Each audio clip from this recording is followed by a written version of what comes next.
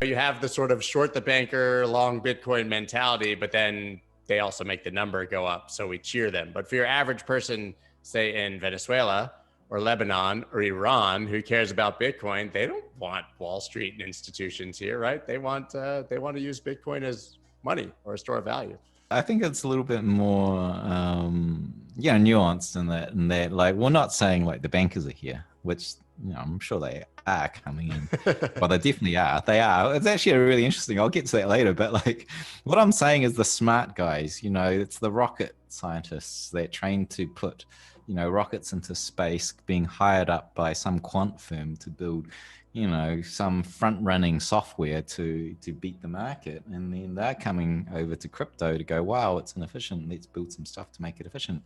It's not like the chairman of Goldman Sachs is coming in to do that, because those guys come in and they want to dominate and control the currency. These guys are coming in to build cool stuff to add to the ecosystem.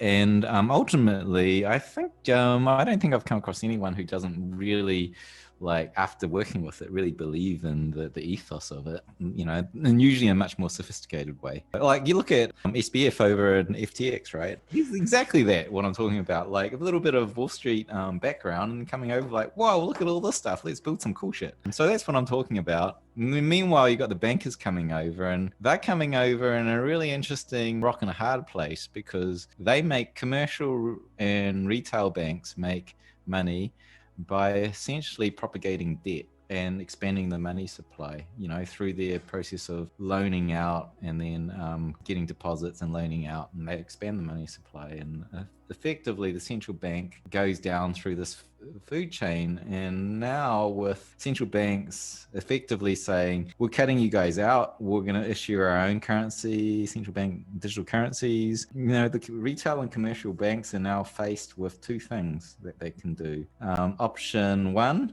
is to roll over and die, and option two is to be a Bitcoin bank, right? Essentially be on the other side, like, of the divide, because really it's coming down to central bank digital currencies and free and open peer-to-peer currency. And so you can see one by one, like, what is it? DBS Singapore is banking Bitcoin. Standard Charter, I think, is initiating something in Europe. Morgan Stanley moving, JP Morgan. And it's like they're all coming over to Bitcoin, and they don't have a choice.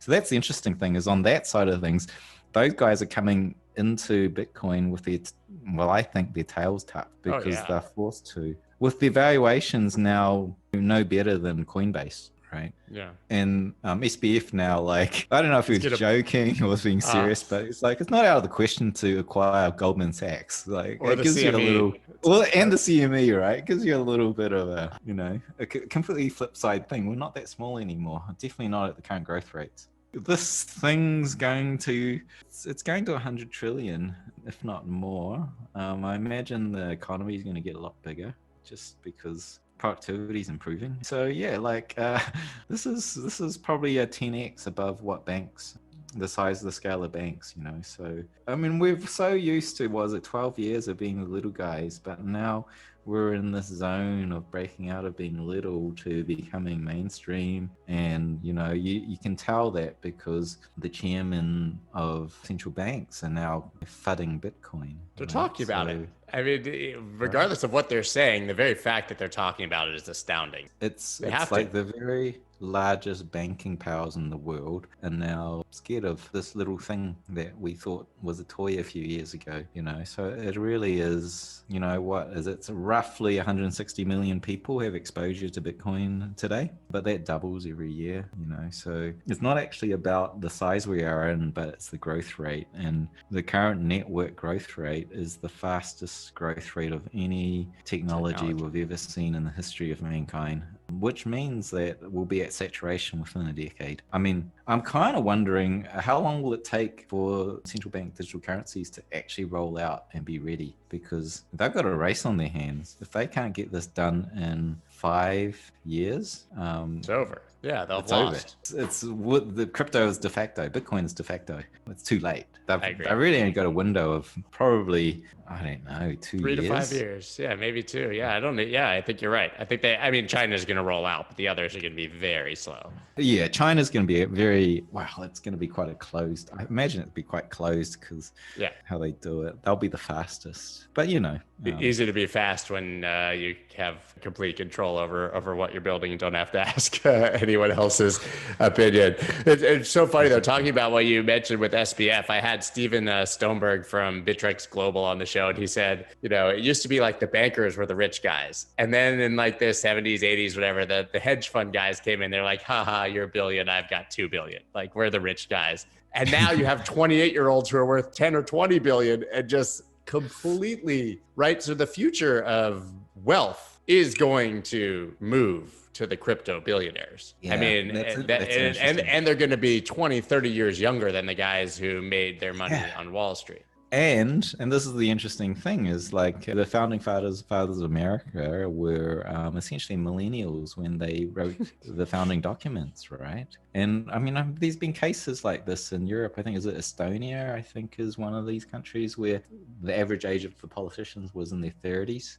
Like a lot of progress happens when the younger generation get to rewrite the rules according to the changing times. And like, what's interesting now is the new power that's rising as, the millennial generation. But, the cream of the crop are making billions in crypto right now. Yeah.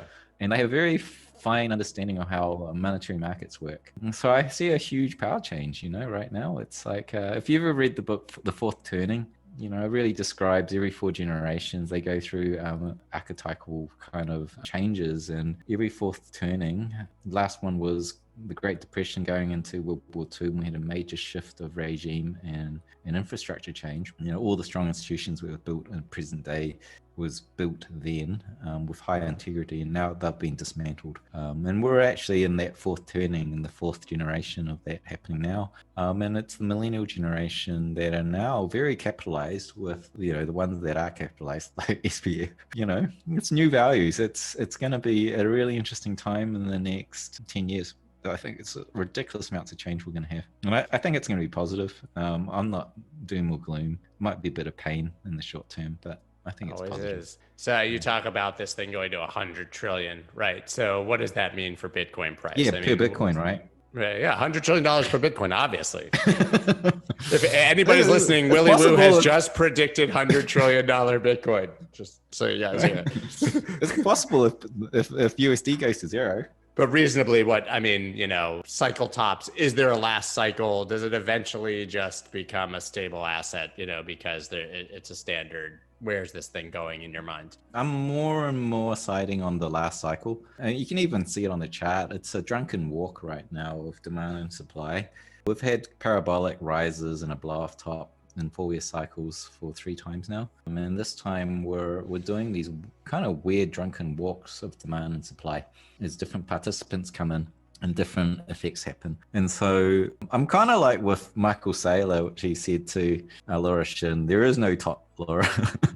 I think we might just not have these 4-year cycles because they're predicated on a supply shock from the halvening. Every 4 years, the sell pressure from miners halves. And the sell pressure from miners is getting pretty small now. We're at, 1.7% inflation rate per year from miners. And the next halvening goes from 1.7 to like 0.8% or something like that. That's infinitesimal in a supply shock when exchanges are already almost double that. Like the sell pressure from exchanges, if they were to sell all of their fees revenue into fiat, not saying they do, but they do sell some of it, the potential for their sell pressure is 2 times what miners do.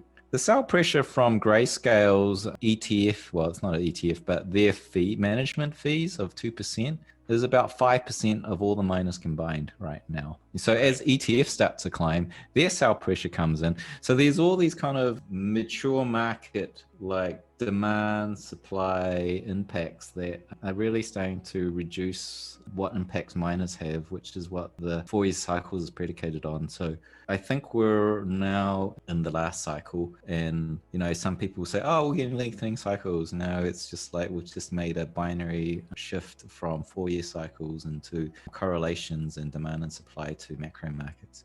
But it's funny when you say the last cycle, I think your average person, the first thing is going to be like, oh my God, that's bearish. Like, this is it. It just went up and we're done. But I think the point is that it will just continue to rise, and even a 50% correction will be more temporary, and we don't have to wait 4 years to start going up again. Yeah, thanks for the clarification. I mean, I like the last cycle. It's so dramatic, but you might use Dan Howard's super cycle. I mean, that sounds like we might skip a cycle, but I think it's like the cycles are ended, and now we're just, the only way is up through a drunken wander. So just to conclude, Willy Woo says that one Bitcoin will be worth a few $100 trillion, and that we're in a super cycle that never ends. I got it. Perfect. I love it. No, but I know that that doesn't mean that Bitcoin is going to a couple $100 trillion, but it's always good to get a joking soundbite. So I know that we're up against it here with time. Where can everybody? It's good to get a headline, right?